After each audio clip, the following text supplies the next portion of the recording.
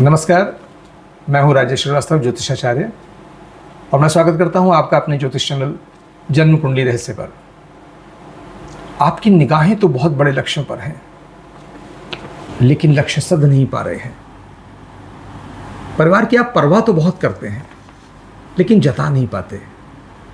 मानसिक ऊर्जा की बिल्कुल भी कमी नहीं है। तमाम ऊर्जा आपके शरीर से लेकर मन तक भरी पड़ी है।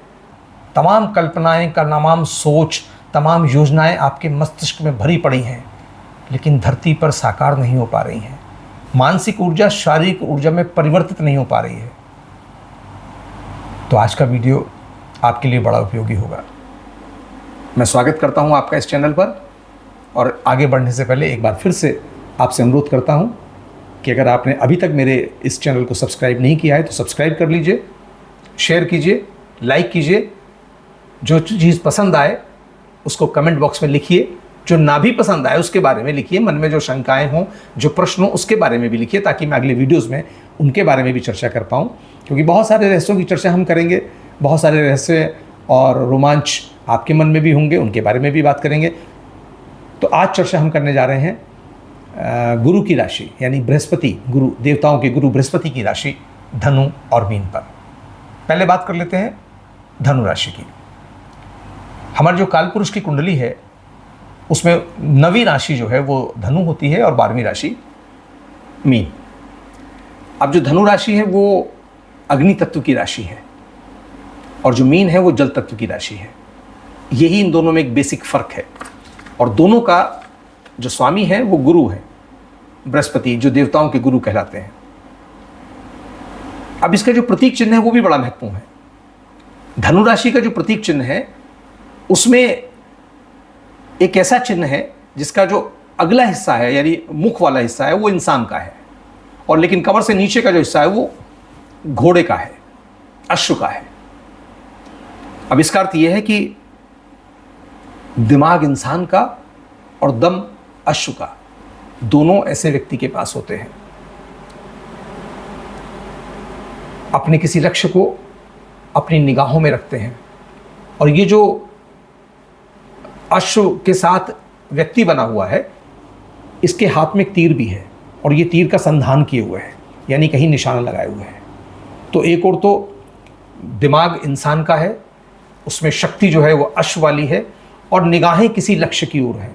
तो ऐसे व्यक्ति इन दोनों ऊर्जाओं के साथ अपना कोई बड़ा लक्ष्य साधने की ओर अपना ध्यान केंद्रित करते हैं, और ज़्यादातर कोशिश करते हैं कि बहुत बड़े लक्ष्य बनाएं। गुरु की राशि है तो गुरु छोटा सोचेंगे नहीं। गुरु सीखता कम है, सिखाने की ज़्यादा भाव, क्योंकि उसको लगता है सीख तो मैं चुका हूँ, अब मेरा कार्य दूसरों को सिखाना है। तो ये जो शिक्षा का भाव है वो उसको बड़े लक्ष्य साधने पर आमंत्रित करता है, उसकी प्रवृत्ति वैसी बनाता है। अब सबसे पहले आपको ये भी बता दूं कि मैं आपसे पिछले 2-3 वीडियोस में ये बात लगातार कहता रहा हूँ कि जो हम जिन राशियों पर चर्चा कर रहे हैं या जिन ग्रहों की चर्चा कर रहे हैं, ये एक स्वाभाविक या नैसर्गिक जो उनके गुण होते हैं, हम उनके बारे में चर्चाएं कर रहे हैं, जो किसी में कम हो सकते हैं, किसी में ज़्यादा हो सकते हैं। लेकिन व्यक्ति विशेष की कुंडली देखकर एग्जैक्ट बात कही जा सकती है। केवल जो मैं कह रहा हूँ वो 100% सच हो भी सकता है, नहीं भी हो सकता है। इसके अलावा एक महत्वपूर्ण बात यह भी है कि ईश्वर आराधना, अच्छे व्यक्तियों का सत्संग, गुरु की कृपा, इनसे आपके जीवन में बहुत बड़ा फर्क लाया जा सकता है। स्वभाव में फर्क लाया जा सकता है। नैसर्गिक स्वभाव है, लेकिन इनमें अंतर लाया जा सकता है। अंतर कौन लाएगा? कोई आपके बाहर का व्यक्ति नहीं लाएगा, आपके अंदर का व्यक्ति वो अंतर लाएगा। आपके अपने कर्म अंतर लाएंगे, आपका ईश्वर के प्रति रुझान अंतर लाएगा, आपका सत्संग अंतर लाएगा, अच्छे लोगों के साथ उनका सत्संग, गुरु की कृपा, अच्छी बातों को सुनना, ये लाएगा, अपने स्वभाव में परिवर्तन लाएगा। तो हम जब भी किसी राशि या कुंडली की बात करेंगे तो इन सब बातों का भी उस पर असर पड़ता है। इसलिए ये बात मैं हर अपने वीडियो में बार बार आपसे दोहराता हूँ। तो आइए वापस बात करते हैं धनु राशि की ओर, कि व्यक्तिगत कुंडली इसलिए मैं कह रहा हूँ बहुत मायने रखती है। अब ऐसे जो व्यक्ति हैं, चूंकि ये गुरु की राशि है तो ज्ञानवान राशि है, बुद्धिमान राशि है।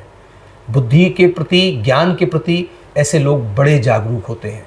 अब इनका प्रतीक चिन्ह तो मैं आपको बता ही चुका हूँ कि ऐसी विशेषता बहुत कम लोगों को मिलती है जिसमें दिमाग इंसान का हो और शक्ति अश्व जैसी हो। लेकिन मूल बात यह है कि क्या आप उसका उतना लाभ उठा पाते हैं या नहीं। यदि आप उसका इस्तेमाल नहीं कर पाते तो फिर वो शक्ति व्यर्थ जाने लगती है। तो मूल मुद्दा यह है कि अगर आपको वो शक्ति मिली है तो उसका इस्तेमाल किया जाए। मैंने पाया है कि ऐसे व्यक्तियों में मानसिक ऊर्जा बेइंतहा होती है, बहुत शक्ति होती है, लेकिन धरातल पर आते आते कई बार, हर व्यक्ति का मैं बात नहीं कर रहा हूं, लेकिन कई बार वो उस शक्ति में परिवर्तित नहीं हो पाती जैसी कि होनी चाहिए। यानी मानसिक ऊर्जा बहुत है लेकिन शारीरिक ऊर्जा के रूप में वो परिवर्तित नहीं होती और व्यक्ति आलस्य का शिकार हो जाता है, सिद्धांत रूप में रह जाते हैं जो आदर्श हैं। लेकिन चूंकि गुरु की राशि है, बौद्धिक है, बहुत ज्ञानवान है, जिज्ञासु है। एक और खास बात है, चूंकि गुरु भाव है तो गुरु भाव में क्या होता है, बड़े होने का भाव होता है। तो ऐसे व्यक्ति छोटे होते हुए भी बड़े होने के भाव में जीते हैं, थोड़े थोड़े सुपीरियरिटी कॉम्प्लेक्स कह सकते हैं, सुपीरियरिटी कॉम्प्लेक्स में भी जीते हैं, क्योंकि गुरु है। उनको हर वक्त लगता है कि मेरे पास ज्ञान की मात्रा अधिक है, मैं लोगों को ज़्यादा ज्ञान दे सकता हूँ, इस भाव में वो जीते हैं। ऐसे लोगों के साथ एक और अच्छी बात होती है, अपने परिवार की बड़ी परवाह करते हैं, केयर करने वाले लोग। गुरु है ना, गुरु चूंकि अब सबसे बड़ा माना जाएगा, परिवार का मुखिया हो गया, तो चाहे मुखिया ना हो लेकिन उसका भाव मुखिया जैसा होता है, तो वो अपने परिवार के प्रति परवाह करना तो बहुत जानता है, लेकिन गुरु होने के कारण वो परवाह दिखा नहीं पाता। मैं सबसे बड़ा हूं, मुझसे बड़ा कोई नहीं है, मुझसे ज़्यादा जानकार कोई नहीं है। जब ये भाव किसी भी व्यक्ति के अंदर आ जाता है तब उसके आगे बढ़ने की राह बाधित होती है। जीवन में अमूमन दूसरे लोग बाधा बनते हैं, लेकिन इस राशि के लोग कई बार अपने कार्यों से स्वयं बाधा बन जाते हैं। फिर मैं बार कह रहा हूं कि गुरु भाव होने के कारण से सुपीरियरिटी कॉम्प्लेक्स होता है, तो ऐसे लोगों में प्राय उपदेश देने की प्रवृत्ति ज़्यादा आ जाती है, स्वयं उसका पालन करने की प्रवृत्ति कम होती है। गोस्वामी तुलसीदास एक बात कह के गए ना, पर उपदेश कुशल बहु तेरे, जे नर आचरही ते नर ना घनेरे। आप वैसे भी ये जानते हैं कि जो आपका प्रारब्ध है वो आपके कर्मों से ही बनता है। अब एक बच्चा जब पैदा होकर एक अपना भाग्य साथ लेकर आया है, तो जो वो लेकर आया है साथ में, चाहे वो अच्छा या बुरा, उसको तो कोई छीनने वाला है ही नहीं। वो तो उसके पैदा होते ही सक्रिय हो जाता है और उसको मिलना शुरू हो जाता है। अच्छा है तो अच्छा, बुरा है तो बुरा शुरू हो जाता है। लेकिन आपके अपने कर्मों का, इस जन्म के कर्मों का जो फल है वो आपके कर्म करने के साथ साथ मिलना शुरू होगा, और वो जीवन के किस मोड़ पे मिलना शुरू होगा ये तो ईश्वर ही जानते हैं, ब्रह्मा जानते हैं। लेकिन चूंकि आपका कर्म ही प्रारब्ध बनता है, आपका कर्म ही भाग्य बनता है, तो अपने कर्मों को गुरु भाव होने के कारण, गुरु की राशि होने के कारण आपको ऐसा रखना चाहिए जो दूसरों के लिए एक मिसाल बने, एक उदाहरण बने। ऐसे व्यक्ति हर वक्त किसी की मदद के लिए खड़े रहते हैं, मन से बड़े उदार होते हैं। मन में चूंकि गुरु वाला भाव है, इसलिए दूसरों को अपने बच्चे की तरह डील करते हैं, उनके प्रति कुछ करना चाहते हैं, परवाह रखते हैं। लेकिन फिर वही बात कि अहंकार और दंभ, ये दो ऐसी चीजें हैं जो उनके मन में आड़े आते हैं। आड़े आने से वो उपदेश देना शुरू करते हैं, स्वयं काम करना पसंद नहीं करते, इससे आलस्य की प्रवृत्ति भी बढ़ती है, तो हमारे मार्ग में बाधाएं आ जाती हैं, और जो अश्व शक्ति और जो मानसिक शक्ति है वो क्षीण होने लगती है। शक्ति तो हमें दी है ईश्वर ने, जैसे जब मैंने मेष और वृश्चिक राशि की चर्चा की थी, तब उस बारे में भी चर्चा की थी। वो भी दोनों अग्नि तत्व की राशियां हैं, बेइंतहा शक्ति है उनके पास, लेकिन शक्ति का इस्तेमाल, ऊर्जा का इस्तेमाल करते कैसे हैं ये डिपेंड करता है। तो ऊर्जा जिसके लिए लोग तरसते हैं वो आपके पास स्वतः मौजूद है, आपकी राशि के अंदर मौजूद है, तो उस अग्नि का आपको पूर्णतः इस्तेमाल करना है। बृहस्पति आपको ज्ञान देता है, तो जो आप जता नहीं पाते उसके लिए आपको बुध की कृपा चाहिए होती है। आपकी राशि में बुध अच्छा है तो वो आपको इसकी अभिव्यक्ति का भी माध्यम दे देता है। नहीं भी है तो जैसा मैंने आपसे कहा कि कोशिश करिए, क्योंकि हम कोशिश नहीं करेंगे तो हमारा स्वभाव कभी बदल नहीं सकता, हम जन्म जन्मांतरों तक एक जैसे ही रहेंगे। तो जो गुरु राशि के, धनु राशि के ये लोग हैं, ये ऊर्जा के भंडार हैं, अग्नि है इनके पास, ऊर्जा की अग्नि है। अगर इसको ये सही दिशा में लगाएं, हट से हट जाएं, क्रोध से किनारा कर लें, तो भैया ये लोग दुनिया की कोई ऐसी चीज़ नहीं है जिसको ये हासिल ना कर सके। कई बार इस किस्म के लोग ऐसे भी होते हैं कि चूँकि गुरु राशि के हैं, अंदर से बड़ा कोमल और उदार स्वभाव भी है, लेकिन इनमें एक विशेषता और भी होती है कि ये लोग कई बार नए नए रिश्ते तलाशने चाहते हैं। एक जगह किसी एक काम में, किसी एक रिश्ते में इनका मन और राशियों की तुलना में जल्दी उबने लगता है, तो कई बार ये कई नए मित्र तलाशने लग जाते हैं। वो किसी भी स्थिति में होते हैं, विपरीत लिंग भी हो सकते हैं, अपने मित्र भी हो सकते हैं, परिवार के लोग भी हो सकते हैं। तो ये थोड़े से अलग रिश्ते बनाने की कोशिश करते हैं। हालांकि वो रिश्ते भी, चूंकि इनकी राशि थोड़ी ऐसी है, वो बहुत लंबे खिंच नहीं पाते, तो ये पुनः फिर एक और रिश्ता कायम करने की कोशिश करते हैं। गुरु होने के नाते ये चाहते हैं कि जो भी मेरा बौद्धिक स्तर है, जो भी मेरा आत्मिक स्तर है, कोई भी मुझे मिले, चाहे वो परिवार का व्यक्ति हो, चाहे वो बाहर का व्यक्ति हो, वो भी उसी स्तर का हो। लेकिन व्यवहारिक जीवन में प्राय ऐसा संभव नहीं होता। हर व्यक्ति बराबर नहीं होता, कभी आपको झुकना होता है, कभी दूसरे को उठना होता है।